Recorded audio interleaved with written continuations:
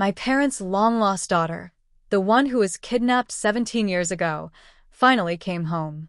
Mom held her whispering, "My precious, precious girl." But her eyes were fixed on me with a mask of innocence. She asked, "Now that I'm back, shouldn't my sister be going back to her own home?" She thought I was the thief, the charity case adopted to steal the lavish life that was rightfully hers. What she didn't see was the dead silence that fell over the room the moment those words left her lips.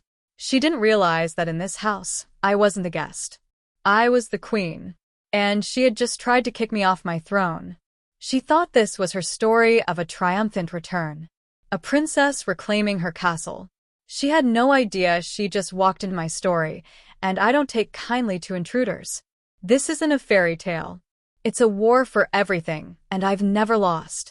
Jenna was my parents' biological daughter, kidnapped and sold to some family in a poor rural town when she was little. She was only found today. I got home from baseball practice, and the second I walked through the door, I could hear muffled crying inside. My mom was clutching a girl, sobbing uncontrollably. My dad, a tough-as-nails guy who stands 6'2", was standing beside them with red-rimmed eyes. They were gone from dawn till dusk, barely saw their own child, and had no idea the nanny was part of a child trafficking ring. The girl was 4 when she was sold. They'd spent years searching with no luck. "Who's this?" A thin voice pulled me out of my thoughts. I looked up and saw her staring at me. I frowned instinctively. Her gaze made my skin crawl. She flinched dramatically, burrowing deeper into my mom's arms. "Don't be scared," Mom cooed, patting her back. "This is your older sister." Then to me, "Chloe, this is your little sister, Jenna." "But I don't remember having a sister," she said, hesitating for a second before shooting a timid glance my way. Mom started, "Chloe is—" I cut in with a smile. "I was adopted." "Oh, I see." Her voice faded. She mumbled to herself. So Mom and Dad already had another kid. Mom hugged her tighter, her heart clearly breaking. "Jenna, having a sister is a good thing. It just means one more person in this house to love you." Jenna's face fell, tears welling up. "I thought Mom and Dad would only love me. Why do you have to share my love with a sister?" Okay, now I was sure that crawling feeling wasn't my imagination. She was hostile. I could understand it.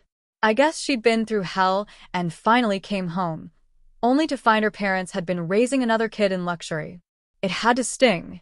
I was about to try and explain, "Jenna, actually I'm Jenna," cut me off by bursting into loud sobs. "Maybe I shouldn't have come back. Am I just interrupting your happy family of 3? Dad panicked. "Jenna, what are you talking about?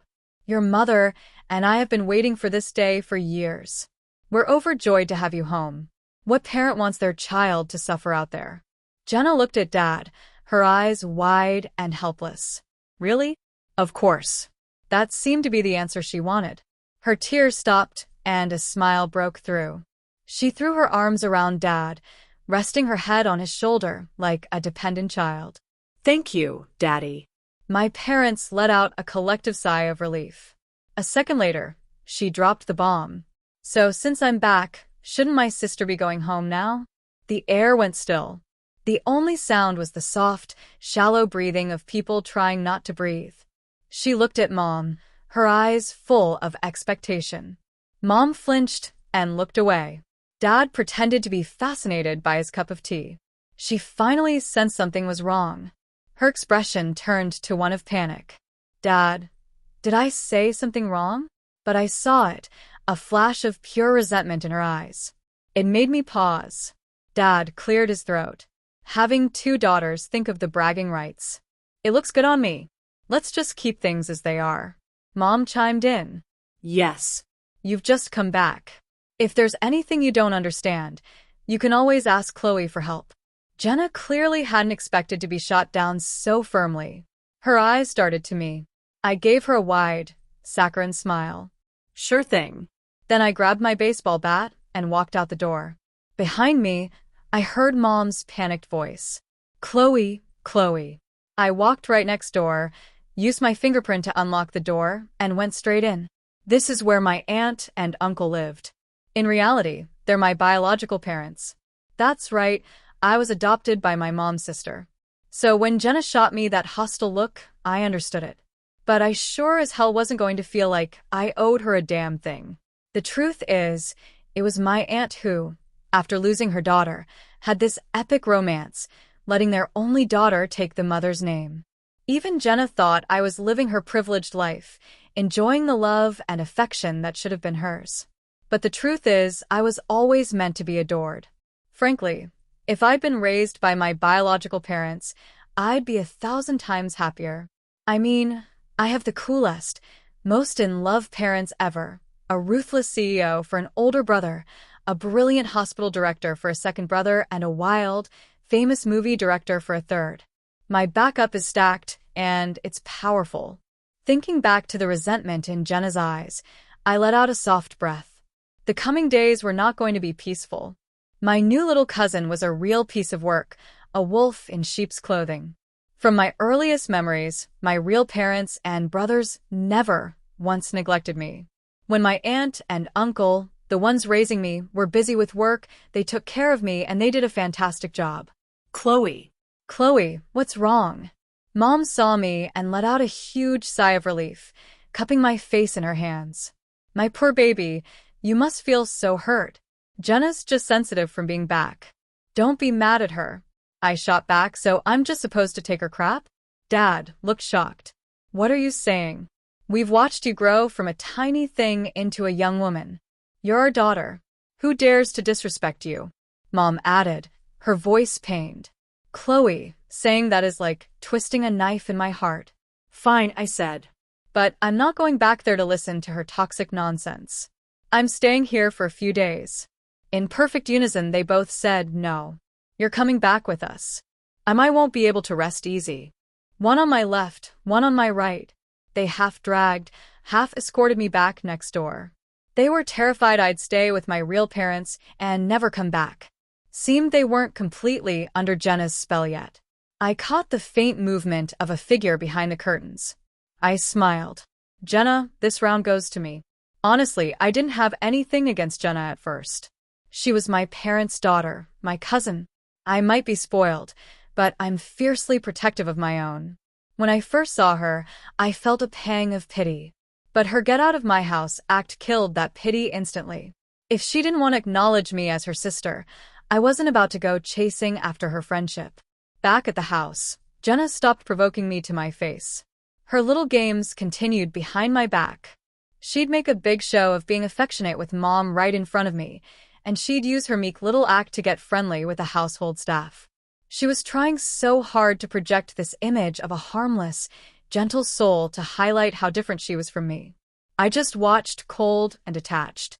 I didn't make a move. Only people starved for affection make such a big deal out of it.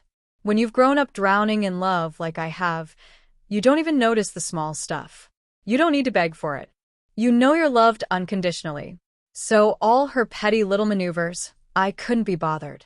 Her tactics were amateur at best. Still, having someone constantly buzzing around you like an annoying fly is grating. I called my oldest brother. The message was simple. Wire me money. I need retail therapy. His call came through instantly. I could hear the murmur of a meeting in the background. Chloe, what's wrong? Did someone upset you? I put on my best little sister pout. Yeah, Jenna's so annoying. She's always picking fights. He soothed me. Don't worry. Your big brother has your back. As soon as I'm back from this business trip, we're officially transferring your records back to our family. I reassured him. Don't worry, bro. You think I'd let myself get bullied? After hanging up, a notification popped up on my phone. A $3 million deposit. The memo? Pocket money. A huge grin spread across my face. I changed my clothes, ready to hit the mall. As I came downstairs, I heard cheerful chatter from the living room. I saw Jenna nestled up to Mom, both of them all smiles. When she noticed me, she looked up and shot me a triumphant, challenging glare. I just smirked. She really think that would make me jealous. As I walked past the sofa, Mom saw I was heading out and immediately pulled out her phone. Chloe, don't hold back when you're shopping. Mom's sending you some money. I just grunted, hom. and had the satisfaction of watching Jenna's face darken.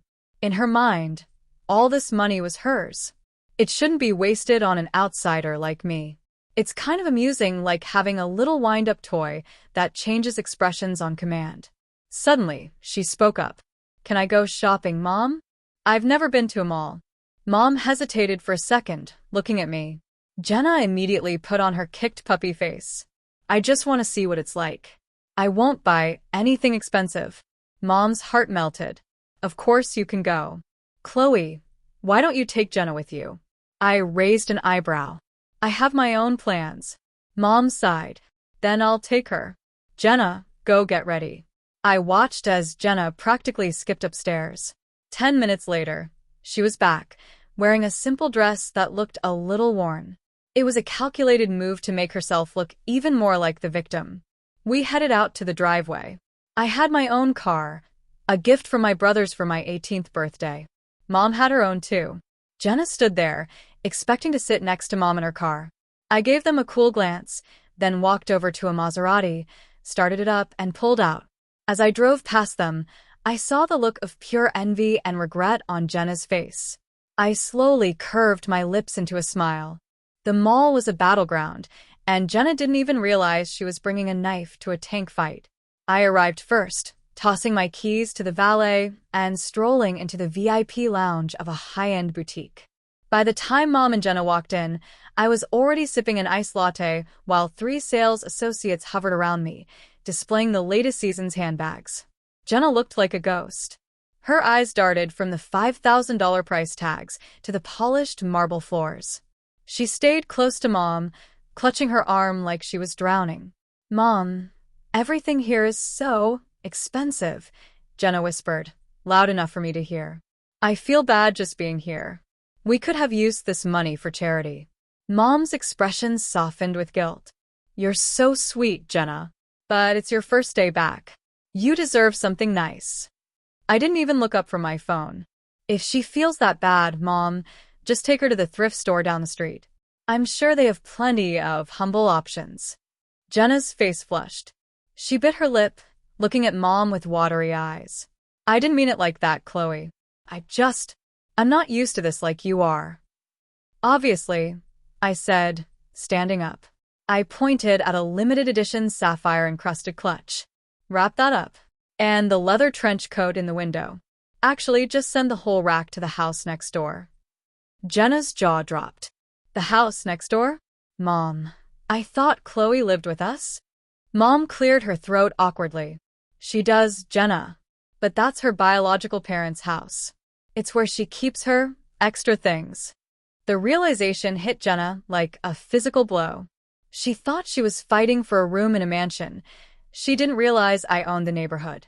That evening, the atmosphere at the dinner table was suffocating. My biological parents and my 3 brothers had decided to drop by for a welcoming dinner for Jenna. My oldest brother, Ethan, the CEO, sat at the head of the table. He didn't even acknowledge Jenna. He just kept piling food onto my plate. You look thin, Chloe. Did the $3 million not cover a decent lunch? Jenna choked on her water. $3 million? For lunch? Pocket money, my second brother, the hospital director, said dismissively. Chloe, I heard a little fly was buzzing in your ear lately. Do you want me to prescribe something for it? Or should I just have it removed? He shot a cold, clinical look at Jenna. Jenna trembled, her meek act failing her. She looked at our aunt and uncle, my adoptive parents. Mom, Dad, I thought we were having a family dinner. Why is everyone so mean? Dad, my uncle, looked uncomfortable. Jenna, they're just protective of Chloe. You have to understand, she's been the heart of this family for 17 years. But I'm the daughter. Jenna suddenly snapped, her mask slipping completely. She stood up, slamming her hands on the table. I'm the one who was kidnapped. I'm the one who suffered. Why is she still here? Why is she still getting millions of dollars while I have to wear her hand-me-downs? The room went ice cold. My third brother, the movie director, pulled out his phone and started recording. Keep going, Jenna. This victim-to-villain arc is gold. The pacing is a bit rushed, but the raw entitlement? 10 out of 10. I wiped my mouth with a silk napkin and looked at Jenna. For the first time, I didn't smile. You want to know why I'm still here, Jenna? It's not because I'm a thief. It's because I'm an investment. I stood up and walked around the table, leaning in close to her ear. My brothers own the companies that fund your daddy's business. My biological father owns the land this house sits on. If I leave, the money leaves. The influence leaves. Even the air you're breathing right now is sponsored by the people who love me. I patted her cheek gently. You think you came home to a kingdom? No, Jenna. You came home to my guest house. And if you ask me to leave one more time, I'll make sure you go back to that poor rural town with nothing but the clothes on your back. Jenna looked at Mom and Dad, pleading for help. But they were looking at the floor. They loved her, sure, but they weren't stupid. They knew that without me, their world would collapse. Mom, Jenna whispered. Mom looked up, her eyes pained but firm. Jenna, Chloe is your sister. And in this house, Chloe's word is final. Go to your room and think about how you speak to her. Jenna stood there, shattered. Her triumphant return had turned into a permanent residency in my shadow. I sat back down and checked my phone. Another $1 million deposit. The memo? For the emotional trauma of having a rude cousin. Love, Ethan. I smiled at Jenna as she turned to run upstairs in tears. Don't forget to unpack, Jenna, I called out. I'm sure you'll find something you like in my extra things. The very next morning, the official records transfer took place. It wasn't just a change of paperwork, it was a demonstration of power. A fleet of black SUVs lined the driveway of my adoptive parents' house. My biological father and my 3 brothers walked into the foyer, where a high-profile notary was already waiting. My adoptive parents, my aunt and uncle, looked like they were attending a funeral. It's time, Ethan said, sliding a thick stack of documents across the marble kitchen island. Chloe is officially re-entering our household registry. Her name, her inheritance, and her legal status. All back to where they belong. Jenna watched from the top of the stairs, her face pale. She had thought that once I was returned to my biological family, she would finally be the sole focus of her parents. She didn't realize that my transfer meant I was moving from being the beloved daughter next door to being the legal owner of her world. Wait, Jenna called out, descending the stairs slowly. If she's not your daughter anymore, does that mean she's moving out? Does that mean the Maserati stays here?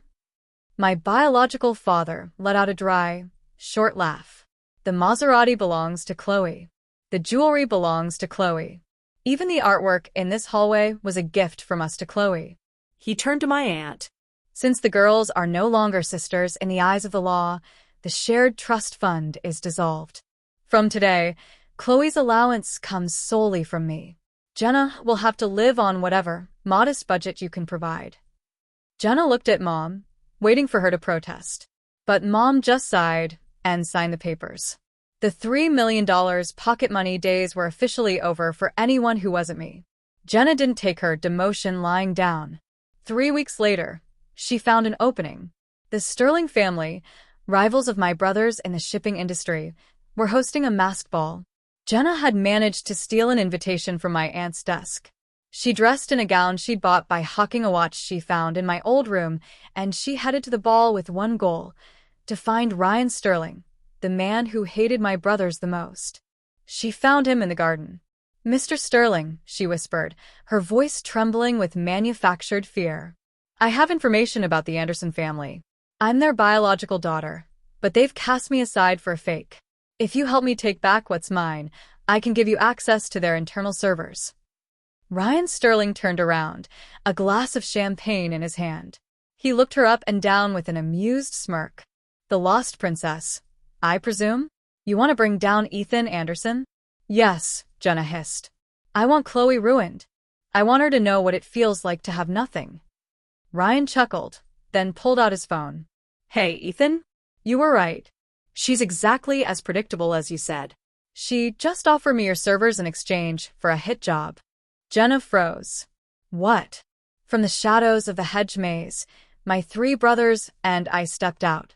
I was wearing a crown, a literal, diamond-encrusted crown, and a dress that cost more than Jenna's rural town. Jenna, Jenna, Jenna, Ethan said, shaking his head. Did you really think we'd let you wander around a gala without surveillance? Ryan is my college roommate. We've been playing poker together since before you learned how to lie. I walked up to her, my heels clicking on the stone path. You tried to sell out the family for a chance to hurt me. That's not just petty, Jenna. That's treason.